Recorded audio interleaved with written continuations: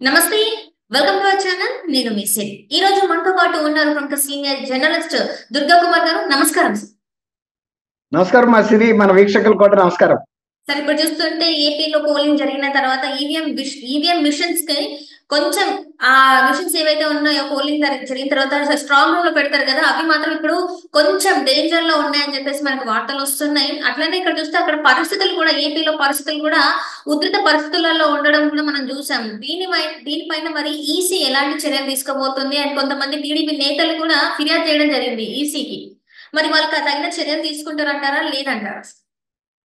అంటే అట్లాంటి అనుమానాలు రావడానికి కారణం ఏంటంటే అమ్మా, నిన్న తిరుపతిలో పద్మావతి యూనివర్సిటీలో చంద్రగిరి నియోజకవర్గం ఈవీఎంలు డిపాజిట్ చేసిన కేంద్రానికి తనిఖీ చేసుకోవడానికి వెళ్ళిన తెలుగుదేశం అభ్యర్థి పులపర్తి నాని గారి మీద, వాళ్ళ కుటుంబ సభ్యుల మీద ఆయనకి సెక్యూరిటీ ఉన్నప్పటికీ కూడా మూకుమ్మడిగా అధికార పక్షానికి చెందిన వైఎస్ఆర్సీపీ కార్యకర్తలు హత్యా ప్రయత్నం చేశారు. ఆయన లక్కీగా తప్పించుకున్నారు, కానీ అసలు ఆయన తప్పించుకునే పరిస్థితి లేదు. ఆయన గన్మ్యాన్ కూడా తీవ్రంగా గాయపడ్డాడు. అతను చాలా వీరోచితంగా పోరాడి వాళ్ళని ఎదుర్కోవటం తర్వాత గాలిలో కాల్పులు కూడా జరిపాడు. ఆయన తర్వాత ఆయన పక్కన ఉన్న వ్యక్తులు కూడా ఆయన్ని చాకచక్యంగా వేరే కారులోకి ఎక్కించేసుకుని అక్కడి నుంచి తప్పించబట్టుకని, లేకపోతే అసలు ఆయన వాళ్ళ చేతికి చిక్కేవాడే. అలాగే ఇప్పుడు నాగార్జున యూనివర్సిటీ, అంటే ముఖ్యమంత్రి గారి ఇంటికి కోతవేటు దూరంలో ఉంటది మంగళగిరి దగ్గర నాగార్జున యూనివర్సిటీ. ఆ నాగార్జున యూనివర్సిటీలో కూడా కొన్ని నియోజకవర్గాలకు చెందినటువంటి ఈవీఎంలను భద్రపరిచారు.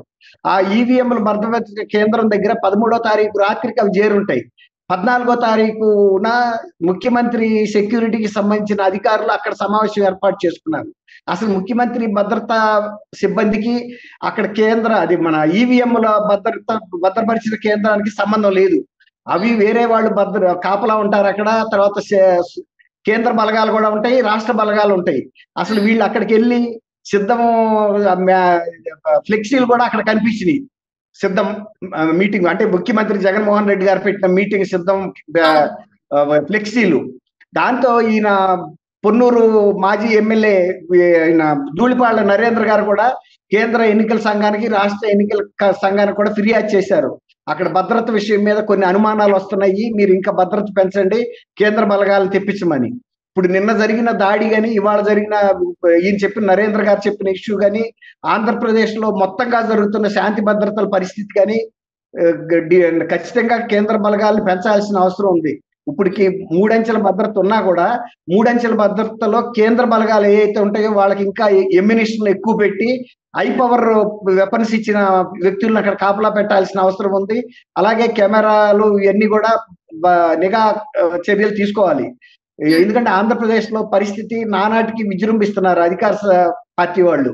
దేని మీదైనా మేము దాడి చేయగలం, ఎక్కడైనా మేము చేయగలం, ఏదైనా మేము చేయగలం. లేకపోతే పద్మావతి యూనివర్సిటీ లోపలికి వెళ్ళి ఆ విధంగా దాడి చేశారంటే అది చిన్న విషయం కాదు. పద్మావతి యూనివర్సిటీ అనేది ఒక సెక్యూరిటీ ఏరియా, అందులో అది మహిళా యూనివర్సిటీ. ఆ మహిళా యూనివర్సిటీలోకి వీళ్ళు ఇంత గుండాలు ప్రవేశించి అంత వీరంగం సృష్టించారంటే అదంతా కూడా వీడియోలో రాబట్టి మనకు తెలిసింది. లేకపోతే దాని ఉధృతి ఎవరికని అర్థంగా అయ్యేది కాదు.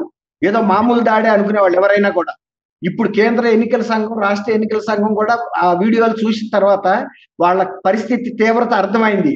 ఒక గన్మ్యాన్ అంత తీవ్రంగా గాయపడి కూడా అతను ఎంత పోరాడి ఈయన్ని పులపర్తి నాని గారిని కాపాడగలిగాడు, లేకపోతే ఆయన ప్రాణం ఏమయ్యేది అనేది అర్థమైంది.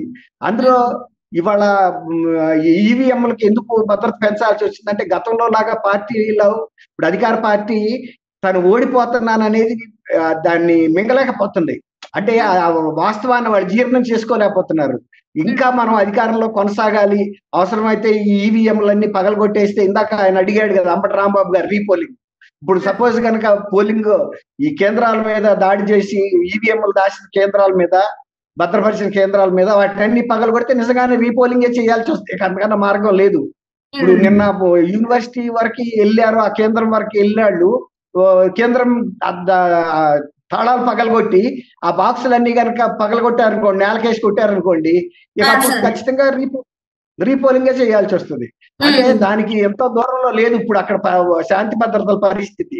అందువల్ల ఆయన నరేంద్ర గారి ఉద్దేశం ఏంటంటే భద్రత పెంచి ఈవీఎంలకి రక్షణ కల్పించండి అని అడుగుతున్నాడు ఆయన.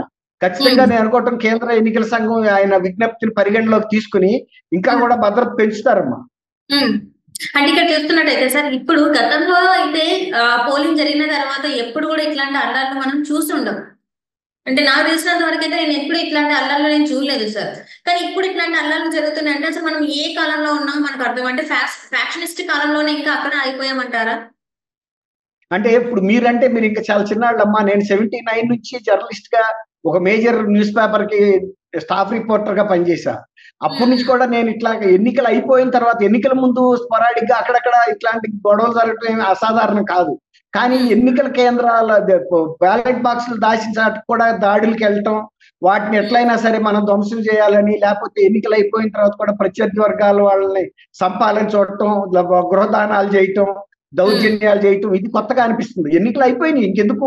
ఎలాగో ప్రజల అభిప్రాయం తెలియజేశారో అవన్నీ కూడా బ్యాలెట్ బాక్సుల్లో నిక్షిప్తమై ఉన్నాయి. ఇవాళ కాకపోతే జూన్ 4వ తారీఖున కౌంటింగ్ జరుగుతుంది.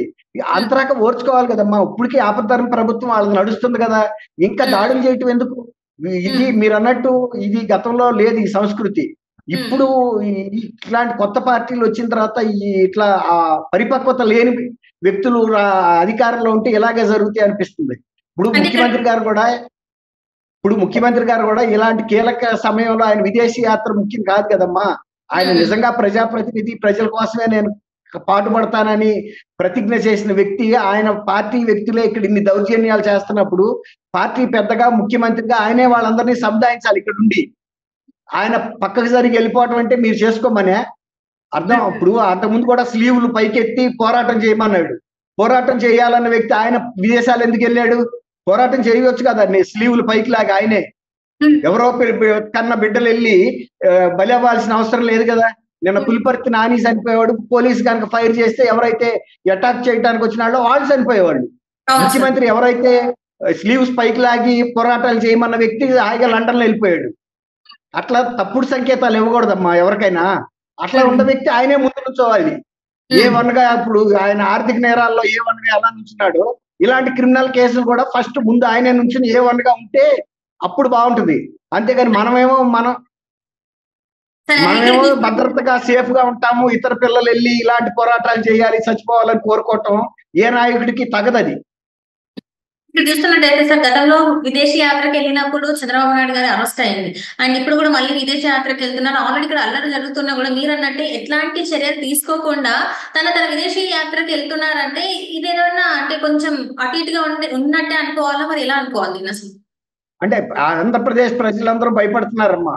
ఆయన ఎప్పుడైనా విదేశాలకు వెళ్తే ఇక్కడ ఏదో ఒక వీరంగం ఏదో ఒక సృష్టిస్తాడు అని అలజడి. ఇప్పుడు కిందసారి ఆయన అరెస్ట్ చేసి నాకు తెలియదు అన్నాడు వచ్చి, మళ్ళీ తర్వాత కేంద్ర ప్రభుత్వం అరెస్ట్ చేసిందని చెప్పాడు. అట్లాగే ఇప్పుడు కూడా ఇవన్నీ కూడా హత్యల గృహదానాలు, లూటీలు, లేకపోతే హత్యలు చేసి నాకు తెలీదు నేను ఇప్పుడే విదేశాల నుంచి వచ్చానని చెప్పేస్తే అది కరెక్ట్ సమాధానం కాదు. ఇప్పుడు అసలు ఆయన వెళ్తున్నప్పటికే ఈ గొడవలన్నీ జరుగుతున్నాయి, ఆయన చూస్తున్నాడు. చూసి కనీసం ఖండించడం కూడా జరగట్లే ఎక్కడ. తర్వాత పోలీస్ అధికారులను కూడా ఆయన కూడా ఆదేశించాలి కదా, మీరు ఏ పార్టీ అయినా సరే మీరు కఠినమైన చర్యలు తీసుకోవాలని. ఇంతకు ముందు కూడా ఎప్పుడు కూడా దౌర్జన్యాలు జరిగినప్పుడు, ఇట్లాంటి అరాచకాలు జరిగినప్పుడు వీళ్ళెవరు కూడా ఖండించట్లా. దాంతోనే పోలీసులు కూడా భయపడుతున్నారు, పోలీసుల మీద ఒత్తిడి తీసుకొస్తున్నారు.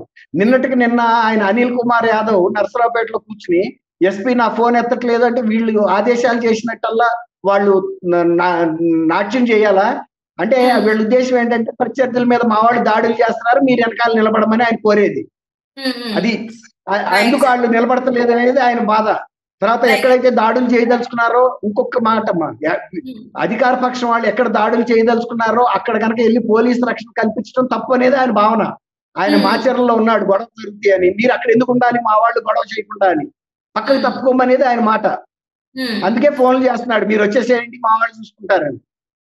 అది right sir, right. Thank you so much sir, మీరు మాతో పాటు జూమ్ కాల్ వచ్చినందుకు ధన్యవాదాలు.